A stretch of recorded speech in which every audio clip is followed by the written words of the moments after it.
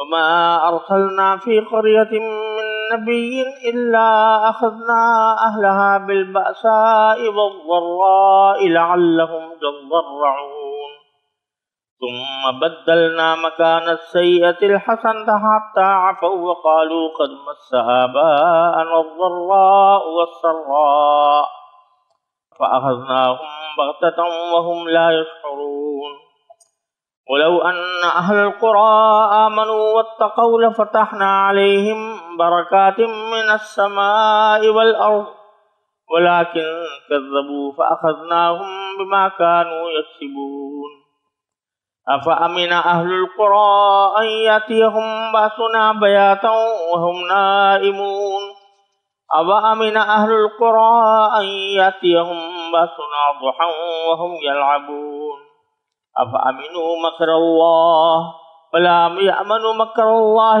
إلا القوم الخاسرون أولم يهد للذين يرثون الأرض من بعد أهلها أن لو نشاء أصبناهم بذنوبهم ونطبع على قلوبهم فهم لا يسمعون تلك القرى نقص عليك من أنبائها وَلَقَدْ جَاءَتْهُمْ رُسُلُهُم بِالْبَيِّنَاتِ فَمَا كَانُوا لِيُؤْمِنُوا بِمَا كَذَّبُوا مِن قَبْلُ كَذَلِكَ يَطْبَعُ اللَّهُ عَلَى قُلُوبِ الْكَافِرِينَ وَمَا وَجَدْنَا لِأَكْثَرِهِم مِّنْ عَهْدٍ وَإِن وَجَدْنَا أَكْثَرَهُمْ لَفَاسِقِينَ۔ یہ سورہ اعراف کی آیت نمبر 94 سے آیت نمبر 102 تک میں نے آپ کے سامنے تلاوت کی ہے۔ اس میں اللہ تبارک و تعالیٰ نے یہ بات بیان فرمائی ہے کہ جن 5 انبیاء کرام کا تذکرہ اس سے پہلے کیا گیا اور ان کی قوموں کو ان کی بدعمالیوں کی وجہ سے اور گمراہیوں کی وجہ سے عذاب کا نشانہ بنایا گیا، یہ واقعہ صرف انہی کے ساتھ مخصوص نہیں ہے بلکہ دوسرے انبیاء کرام علیہ السلام کی امتوں کے ساتھ بھی اسی قسم کے معاملات ہوئے ہیں۔ اس تمہید کے بعد ان آیات کا میں پہلے ترجمہ پیش کرتا ہوں۔ فرمایا اور ہم نے جس کسی بستی میں کوئی پیغمبر بھیجا اس میں رہنے والوں کو بدحالی اور تکلیفوں میں گرفتار ضرور کیا تاکہ وہ عاجزی اختیار کریں، پھر ہم نے کیفیت بدلی، بدحالی کی جگہ خوشحالی عطا فرمائی، یہاں تک کہ وہ خوب پھلے پھولے اور کہنے لگے کہ دکھ سکھ تو ہمارے باپ دادوں کو بھی پہنچتے رہے ہیں، پر ہم نے انہیں اچانک اس طرح پکڑ لیا کہ انہیں پہلے سے پتہ بھی نہ چل سکا۔ اگر یہ بستیوں والے ایمان لے آتے اور تقوی اختیار کر لیتے تو ہم ان پر آسمان اور زمین دونوں طرف سے برکتوں کے دروازے کھول دیتے، لیکن انہوں نے حق کو جھٹلایا، اس لیے ان کی مسلسل بدعملی کی پاداش میں ہم نے ان کو اپنی پکڑ میں لے لیا۔ اب بتاؤ کہ کیا دوسری بستیوں کے لوگ اس بات سے بالکل بے خوف ہو گئے ہیں کہ کسی رات ہمارا عذاب ان پر ایسے وقت آ پڑے جب وہ سوئے ہوئے ہوں؟ اور کیا ان بستیوں کے لوگوں کا اس بات کا بھی کوئی ڈر نہیں ہے کہ ہمارا عذاب ان پر کبھی دن چڑھے آ جائے جب وہ کھیل کود میں لگے ہوئے ہوں؟ بھلا کیا یہ لوگ اللہ کی دی ہوئی ڈھیل سے بے فکر ہو چکے ہیں؟ اگر ایسا ہے تو یاد رکھیں کہ اللہ کی دی ہوئی ڈھیل سے وہی لوگ بے فکر ہو بیٹھتے ہیں جو آخرکار نقصان اٹھانے والے ہوتے ہیں۔ جو لوگ کسی زمین کے باشندوں کی ہلاکت کے بعد اس کے وارث بن جاتے ہیں، بھلا کیا ان کو یہ سبق نہیں ملا کہ اگر ہم چاہیں تو ان کو ان کے گناہوں کی وجہ سے کسی مصیبت میں مبتلا کر دیں؟ اور جو لوگ اپنی ضد کی وجہ سے یہ سبق نہیں لیتے، ہم ان کے دلوں پر مہر لگا دیتے ہیں، جس کے نتیجے میں وہ کوئی بات نہیں سنتے۔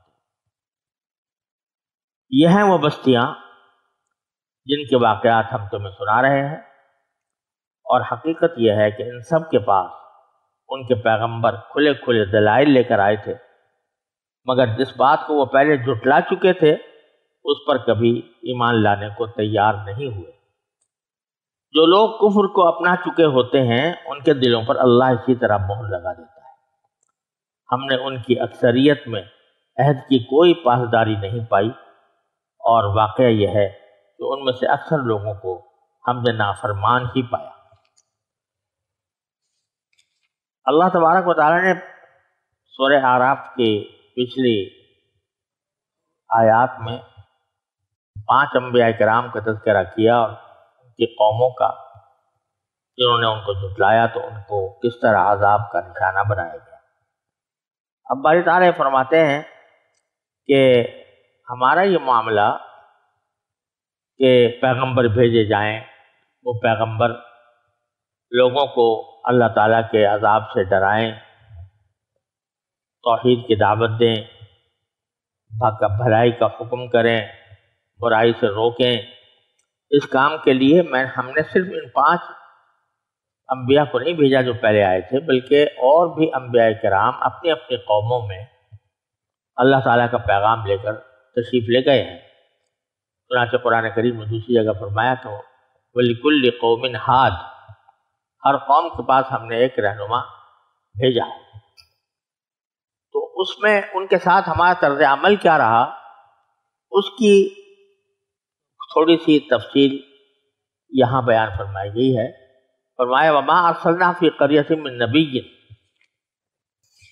اور ہم نے جس کسی بستی میں کوئی پیغمبر بھیجا إِلَّا أَخَذْنَا أَهْلَهَا بِالْبَأْسَاءِ وَالضَّرَّاءِ، تو اس میں رہنے والوں کو بدحالی اور تکلیفوں میں گرفتار ضرور کیا، لعلہم یضرعون، تاکہ وہ عاجزی اختیار کریں۔ بتلانا یہ مقصود ہے کہ قبل اس کے کہ کسی قوم کو اس کی بدعمالیوں کی سزا دی جائے، اللہ تبارک و تعالی ایک طرف تو پیغمبر مبعوث فرماتے ہیں جو ان کو ہدایت دیتے ہیں، ہدایت کا راستہ دکھاتے ہیں، اور دوسری طرف ان کو کبھی بدحالی میں مبتلا کر دیتے ہیں، کسی مشکل میں، کسی مصیبت میں، دنیاوی مصیبت۔ اور قاعدہ یہ ہے کہ جب آدمی کسی دنیا کی مصیبت میں گرتا ہے تو چاہے کتنا بھی پہلے متکبر رہا ہو، لیکن اس کے اندر کچھ عاجزی پیدا ہوتی ہے اور وہ اللہ کی طرف رجوع کرتا ہے۔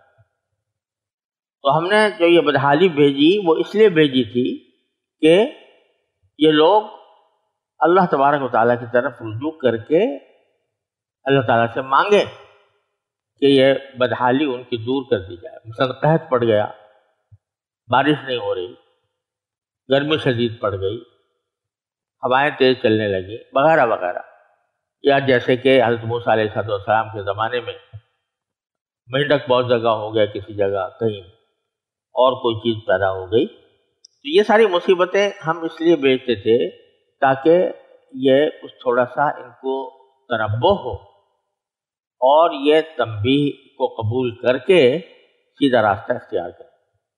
تو ایک طریقہ تو یہ ہوتا تھا کہ ہم نے ان کو ضراء، بأساء اور ضراء میں مبتلا کیا۔ بأساء کے لفظی معنی ہوتا ہے سختی، اور ضراء کے لفظی معنی ہے تکلیف۔ تو اس میں مبتلا کیا، کیوں کیا؟ لعلہم یضرعون، تاکہ ان میں عاجزی پیدا ہو، وہ عاجزی کا مظاہرہ کریں۔ لیکن جب اس حالت میں بھی ان کا رویہ نہ بدلا اور انہوں نے حق کی راہ اختیار نہیں کی، تو ہم نے دوسری آزمائش دی ان کو۔ وہ کیا کہ ثم بدلنا مکان السیئۃ الحسنہ، پھر ہم نے کیفیت بدلی، بدحالی کی جگہ خوشحالی عطا فرمائی۔ حتی عفو، یہاں تک کہ وہ خوب پھلے پھولے۔ عفو کے لفظی معنی ہے کثیر ہو جانا، زیادہ ہو جانا۔ تو مراد اس سے یہ ہے کہ ان کے نفری میں بھی اضافہ ہوا، ان کی معاشی حالات میں بھی بہتری آئی، جس کو ہم اردو میں پھلنے پھولنے سے تعبیر کر سکتے ہیں۔ تو اس کا کیا مقصد تھا کہ جب وہ مصیبت دور ہو گئی اور خوشحالی آ گئی تو اس کا تقاضا یہ ہونا چاہیے تھا کہ وہ اللہ تعالیٰ کے شکر گزار بنے، اللہ تعالیٰ کا شکر ادا کریں کہ اس نے وہ مصیبت دور کر کے ان کو خوشحالی عطا فرما دی۔ اور یہی امتحان تھا کہ آیا وہ خوشحالی سے یا بدحالی سے اللہ تبارک و تعالیٰ کی طرف رجوع کرتے ہیں یا نہیں کرتے۔ تو اگرچہ ہم نے ان کو بہت پھولنے پھلنے کا موقع دیا لیکن پھر بھی ان کو ہوش نہ آیا، تو فَأَخْذْنَاهُمْ بَغْتَةً، ہوش نہ آیا۔ وَقَالُوا قَدْ مَسَّ آبَاءَنَا الضَّرَّاءُ وَالسَّرَّاءُ، جب ان سے کہا گیا کہ دیکھو بھائی اللہ تعالیٰ نے پہلے تمہیں مصیبت میں مبتلا کیا تھا، اس کی وجہ یہ تھی کہ تم اللہ تعالیٰ کے رجوع کرو، تم نے وہ نہیں کیا، حق بات کو نہیں مانا۔ اب اللہ تعالیٰ نے خوشحالی عطا فرمائی ہے تو اب کم از کم اب رجوع کر لو، اللہ تعالیٰ کی نعمتوں پر شکر ادا کرو۔ تو اس کا جواب انہیں کیا دیا کہ قد مس آباءنا الضراء والسراء، کہ یہ کوئی ایسی بات نہیں ہے جس کی وجہ سے ہم اپنا دین بدلیں۔ انہوں نے یہ جواب دیا کہ یہ دکھ سکھ تو ہمارے باپ دادوں کو بھی پہنچتے رہے۔ قد مس آباءنا الضراء والسراء، ضراء کے معنی تکلیف اور سراء کے معنی ایسی چیز کہ جو انسان کو خوش کرے اور راحت کی حالت ہو۔ تو انہوں نے کہا یہ دکھ سکھ تو ہمارے باپ دادوں کو بھی پہنچتے رہے، مطلب یہ کہ یہ کوئی ایسی بات نہیں جس کی وجہ سے ہم اللہ تعالیٰ کے اوپر ایمان لائیں، اللہ تعالیٰ کی توحید کے قائل ہوں۔ یہ تو زمانے کے حالات ہیں جو بدلتے رہتے ہیں، ہمارے باپ دادوں کے ساتھ بھی ایسا ہی ہوتا رہا تھا۔ تو یہ انہوں نے متکبران جواب دیا۔ نتیجہ کیا ہوا؟ اخذناہم بغتۃ، ہم نے اچانک ان کو اپنی پکڑ میں لے لیا، وہم لا یشعرون، جبکہ اس سے پہلے ان کو پتہ بھی نہیں تھا۔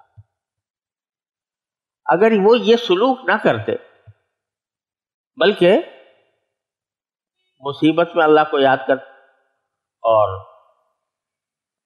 خوشحالی کے اندر بھی اللہ تعالیٰ کی نعمتوں کا شکر ادا کرتے، تو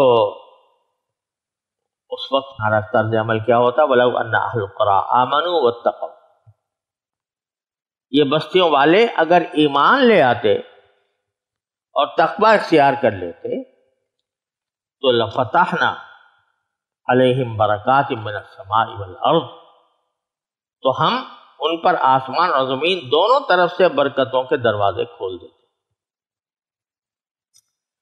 ان آیتوں سے سبق ہمیں دیا جا رہا ہے کہ جب انسان کو کوئی تکلیف پہنچے، کسی مصیبت کا وہ شکار ہو، تو ایک مومن کا کام یہ ہے کہ وہ اللہ جل جلالہ سے رجوع کرے اور اس سے مانگے کہ میری یہ تکلیف دور فرما دی، اور اللہ بچائے بعض اوقات یہ تکلیف تو کسی انسان کے درجے بڑھانے کے لیے آتی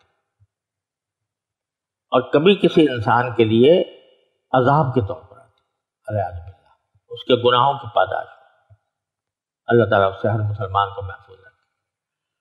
اور دونوں میں فرق کی علامت ہی یہ ہے کہ اگر کسی دکھ کی حالت میں اور تکلیف کی حالت میں بندہ اللہ تعالیٰ کی طرف رجوع کرتا ہے تو یہ اس بات کی علامت ہے کہ یہ اس کے لیے ترقی درجات کا سبب بن رہا ہے، اور مجاہدہ اضطراریہ اس کو کہتے ہیں۔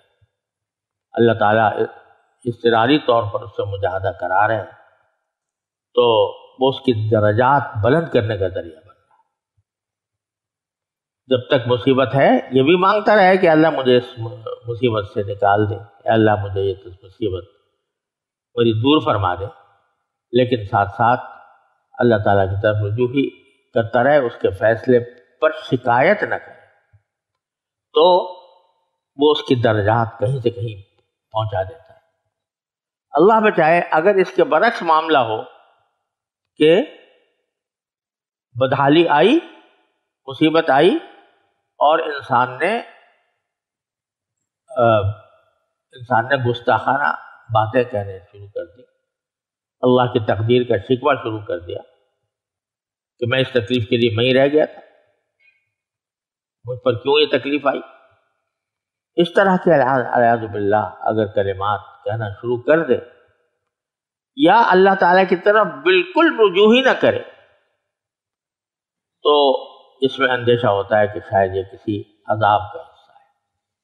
اللہ تعالیٰ ہر مومن کو اس سے محفوظ رکھے۔ اسی طرح خوشحالی میں جب آدمی کے پاس پیسوں کے ریل پیل ہے اور بھی دنیاوی عزت حاصل ہے، شہرت حاصل ہے، مال و دولت حاصل ہے، تو وہاں پر بھی یہ امتحان ہے کہ بعض اوقات یہ اس لیے ہوتا ہے تاکہ اس دنیا کے اندر بھی اللہ تبارک و تعالی اس کو دکھا دے کہ یہ استدراج ہے، اور اس کے نتیجے میں تمہیں اچانک کسی وقت پکڑا جا سکتا ہے۔ استدراج کے معنی یہی ہوتا ہے، ڈھیل ہوتی ہے اللہ تعالیٰ کی طرف سے۔ ایک آدمی گناہ کیے جا رہا ہے اور دولت اس کی بڑھ رہی ہے۔ تو اس کا کیا مطلب ہے کہ اللہ تبارک و تعالیٰ کی طرف سے اس کو ڈھیل ملی۔ اللہ بچائے، یہ بڑی خطرناک صورتحال ہوتی ہے۔ تو پھر اچانک اللہ تبارک و تعالیٰ پکڑ لے۔ اللہ تعالیٰ ہر مسلمان کو اس کے بجائے اگر مال و دولت ہے، خوشحالی ہے، اور بندہ اللہ تعالیٰ کا شکر گزار ہے، شکر ادا کرتا ہے، ہر نعمت پر جو اس کو ملی ہے اللہ تعالیٰ کا شکر ادا کرتا ہے، تو پھر نعم المال الصالح للعبد الصالح، حدیث میں فرمایا کہ حلال مال نیک آدمی کے لیے بھی ایک بڑی اچھی چیز ہے۔ اس لیے اچھی ہے کہ پہلے وہ اللہ تعالیٰ کا شکر ادا کرے گا، اور اس مال میں جو حقوق ہیں اللہ تبارک و تعالیٰ کے یا بندوں کے، ان کو ادا کرے گا، تو اس واسطے وہ مال بجائے اس کے کہ اس کے لیے عذاب بنتا، وہ اس کے لیے جنت کا ذریعہ بن جائے گا۔ آگے فرمایا کہ افا امن اہل القری ان یاتیہم باسنا بیاتا وہم نائمون۔ بتلانے کا مقصود ہے کہ ایک آدمی کو کسی وقت بے خوف ہو کر نہیں بیٹھنا چاہیے کہ مجھ پر اللہ تعالیٰ کی طرف سے کوئی عذاب نہیں آئے گا۔ کیا لوگ اس بات سے بے خوف ہو گئے ہیں بستی والے کہ ہمارا عذاب ان کے پاس آئے رات کے وقت جبکہ وہ سوئے ہوئے ہوں، آرام سے بستر پر سو گئے، تصور بھی نہیں تھا کہ رات کو کیا ہونے والا ہے، تو اچانک عذاب آ گیا۔ اس عذاب میں عذاب عام بھی داخل ہے، بعض اوقات امتوں پر اچانک عذاب پوری امت پر نازل ہوا، اور انفرادی عذاب بھی ہو سکتا ہے۔ رات کو سوتے سوتے آدمی کا حرکت قلب بند ہو گئی، دل کا حملہ ہو گیا، والعیاذ باللہ، تو یہ بھی اس طریقے سے بھی عذاب آ سکتا ہے۔ تو آدمی کو اس سے بے خوف نہ ہونا چاہیے۔ او امن اہل القری ان یاتیہم باسنا وہم یلعبون، اور بھلا بستیوں والے کیا اس بات سے بھی بے خوف ہو گئے ہیں کہ ہمارا عذاب ان کے پاس دن چڑھے آئے جبکہ وہ کھیل رہے ہوں، کھیل کود میں لگے ہوئے۔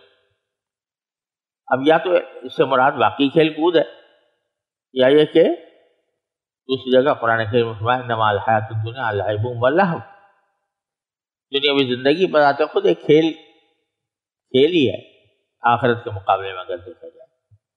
مطلب کہ دنیاوی کاروبار میں لگے ہوئے ہیں، دنیا کے کام میں مصروف ہیں، دن چڑھے کا وقت ہے جو کہ زیادہ تر کاروبار کا آغاز ہوا جاتا ہے، تو اس وقت میں آ کر ہمارا عذاب ان کو پکڑ لے۔ افا امنوا مکر اللہ، کیا یہ لوگ اللہ کے تدبیر سے بالکل بے فکر ہو گئے. مکر کا لفظ اصل میں تو تدبیر کے لیے آتا ہے، اور یہاں مراد ہے ڈھیل.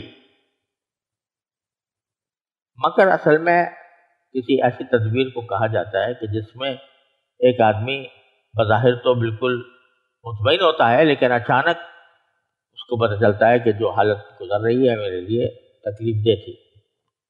تو ڈھیل میں ایسا ہی اللہ تعالیٰ کی ڈھیل، کہ اللہ تعالیٰ کی دی ہوئی ڈھیل سے کیا بے فکر ہو چکے ہیں. اگر ایسا ہے تو یاد رکھیں کہ اب فلا یامن مکر اللہ الا القوم الخاسرون. اللہ کی دی ہوئی ڈھیل سے وہی لوگ بے فکر ہو بیٹھتے ہیں جو آخرکار نقصان اٹھانے والے ہوتے ہیں، دنیا میں بھی اور آخرت میں. پھر اللہ تعالیٰ پہ دوبارہ نصیحت فرماتے ہیں وَلَمْ يَهْدِ لِلَّذِينَ يَرِثُونَ الْأَرْضَ مِن بَعْدِ أَهْلِهَا أَن لَّوْ نَشَاءُ أَصَبْنَاهُم بِذُنُوبِهِمْ. یعنی جو لوگ کسی زمین کے باشندوں کی ہلاکت کے بعد اس کے وارث بن جاتے ہیں، جیسے 5 انبیاء کرام کا ذکر پیچھے گزرا، ان کے جو وارث بنے، بھلا کیا ان کو یہ سبق نہیں ملا کہ اگر ہم چاہیں تو ان کو ان کے گناہوں کی وجہ سے کسی مصیبت میں مبتلا کر دیں؟ ان کو چاہیے تھا کہ تاریخ سے سبق حاصل کرتے، اپنے پہلے جو قومیں ہلاک ہوئی ہیں ان کا تذکرہ سن کر اس سے سبق حاصل کرتے، لیکن ایسا نہیں کیا. وَنَطْبَعُ عَلَىٰ قُلُوبِهِمْ. تو ہم کیا کرتے ہیں کہ ہم بھی ان کے دلوں پر مہر لگا دیتے ہیں. یہ جیسے ایک حدیث میں آتا ہے کہ جب بندہ کوئی گناہ کرتا ہے تو اس کے دل کے اوپر ایک نقطہ لگ جاتا ہے، دوسرا کرتا ہے اس میں اضافہ ہو جاتا ہے، تیسرا کرتا ہے اور اضافہ ہو جاتا ہے، یہاں تک کہ جب انسان بے فکری سے گناہ کرتا ہی رہتا ہے تو پھر وہ نقطے مل کر ایک دل کے زنگ کی صورت اختیار کر لیتے ہیں، جس کو اللہ تعالیٰ نے فرمایا کہ ہم ان کے دلوں پر مہر لگا دیتے ہیں. فَهُمْ لَا يَسْمَعُونَ.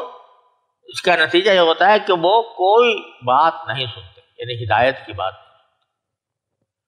سننے سے مراد یہاں پر ہے اطاعت، فرما برداری، یعنی باوجود ہے کہ ان کو بہت ہدایتیں دی جاتی ہیں پھر بھی وہ اس کے اوپر عمل نہیں کرتے.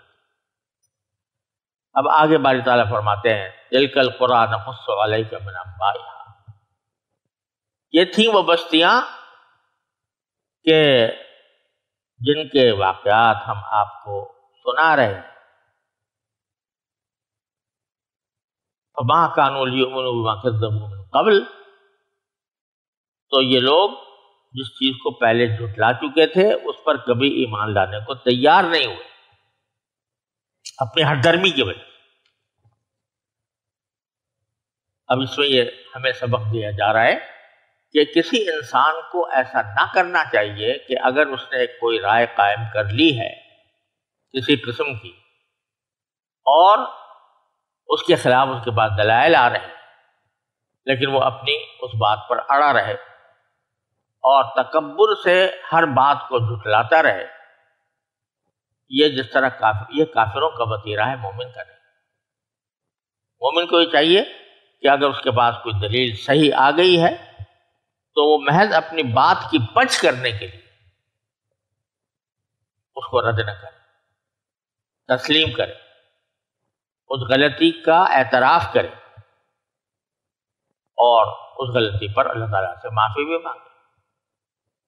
یہ طریقہ کہ نہیں جو میں نے کہہ دیا وہ پتھر کی لکیر ہے، اب کوئی کچھ بھی دلائل میرے پاس لے آئے میں مانوں گا نہیں، تو یہ مومن کا رویہ نہیں ہے، یہ کافر کا رویہ ہے. كَذَلِكَ يَطْبَعُ اللَّهُ عَلَىٰ قُلُوبِ الْكَافِرِينَ. اسی طرح اللہ اسی طرح ان کے دلوں پر جنہوں نے کفر اپنا لیا ہے ان کے دلوں پر مہر لگا دی. وَمَا وَجَدْنَا لِأَكْثَرِهِم مِّنْ عَهْدٍ. اور جن قوموں کا ہم آپ سے ذکر کر رہے ہیں ان میں سے اکثر لوگوں کے پاس کے اندر ہم نے عہد کی پاسداری نہیں پائی. عہد سے مراد یہ کہ ایک تو عہد یوم الست میں لیا گیا تھا، الست بربکم قالوا بلی. دوسرا یہ کہ آدمی جب پیدا ہوتا ہے تو پیدا ہوتے ہی ایک طرح سے اپنے خالق کے ساتھ ایک عہد کرتا ہے. وہ عہد یہ کرتا ہے کہ میں اپنی زندگی آپ کے احکام کے مطابق گزاروں گا، تو وہ عہد بھی مراد ہو سکتا ہے۔